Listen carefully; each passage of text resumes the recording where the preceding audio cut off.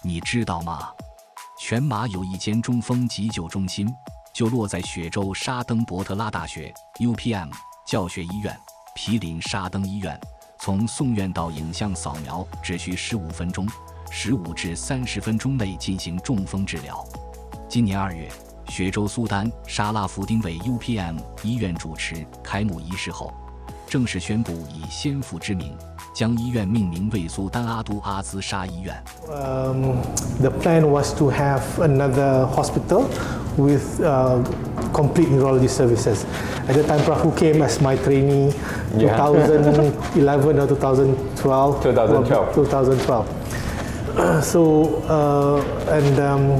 When the hospital was planned, that was around 2013-14 for a 400-bedded hospital.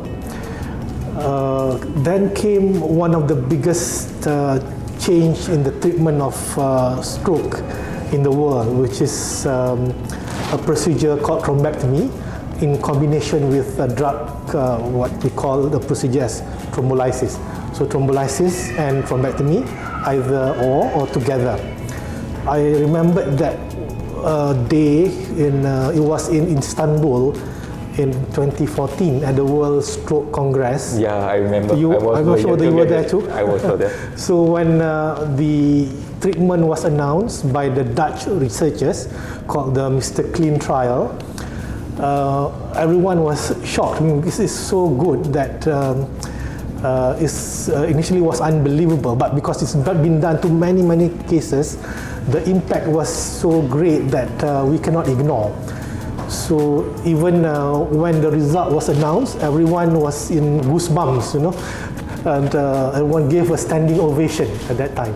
So in my mind and a few others, we must promise ourselves that this treatment must be implemented in our country.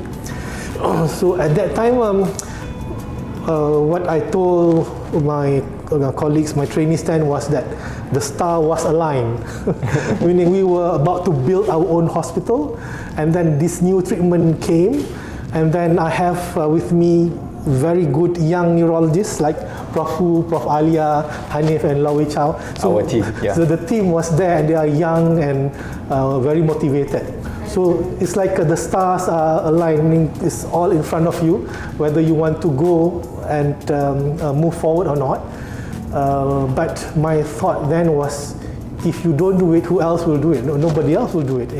就是这孤勇者无惧的信念，加上团队们的齐心协力，哈米顿教授成功游说医院成立了全马首间中风急诊室，并命名为救援网络 RESQ Network 或区域紧急中风快速响应网络 Regional Emergency Stroke Quick Response Network， 简称为 RESQ。网络意味着中心周边医院会把他们的病人送到这里来治疗中风。如果他们的医院没有相关设施。That is how it started. So when the hospital starts to be completed in 2019, and then 2020 the operation started, then COVID came. So that is another challenge for us, but it is a blessing in disguise too, because when COVID came, other hospitals are bogged down with COVID patients. So they send their stroke patients here. So that's a blessing in disguise too, meaning we get the stroke patients early and we are able to treat them. My philosophy is that when I see more patients coming in, I'll be happier. Not because there's more work, but more people we can help, So because we know the treatment is very potent, very efficacious, and the faster they came, the better the outcome will be. It's like when they came, they are not able to speak, they are not able to move, they are not able to feed themselves, but when they are discharged, they are able to walk almost like normal. So these are the most impactful treatment that I've seen so far in my whole career, in the field of medicine, not only in neurology. So, but they must come early, and we must have the facilities.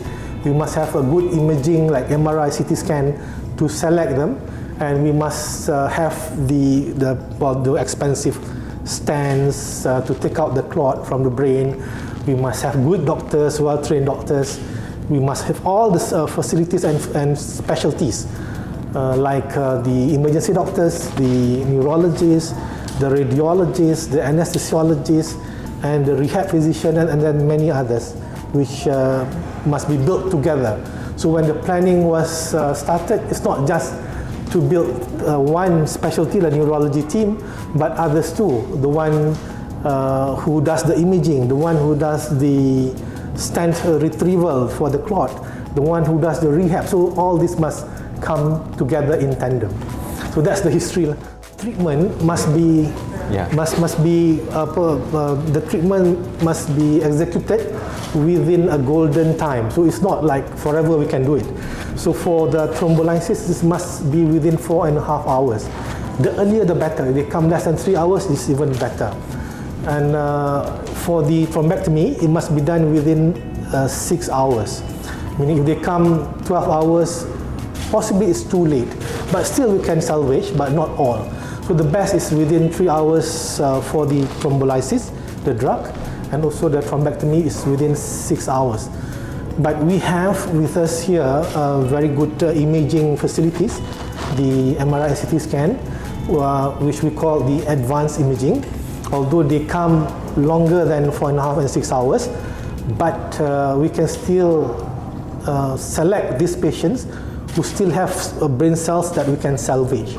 So if all is dead, so we cannot do anything, meaning it's just rehab. But if you can still see cells which can be salvageable and a significant amount, then we will do the thrombolysis and also thrombectomy. We consider that as an emergency procedure because it has a golden hour, meaning after certain hours we cannot give anymore because it may cause harm to the patient. So 如果我不做，还有谁会做？这个时代就需要这样进击的巨人，是韩米顿教授教会了我们不做思想上的巨人，行动上的孩子。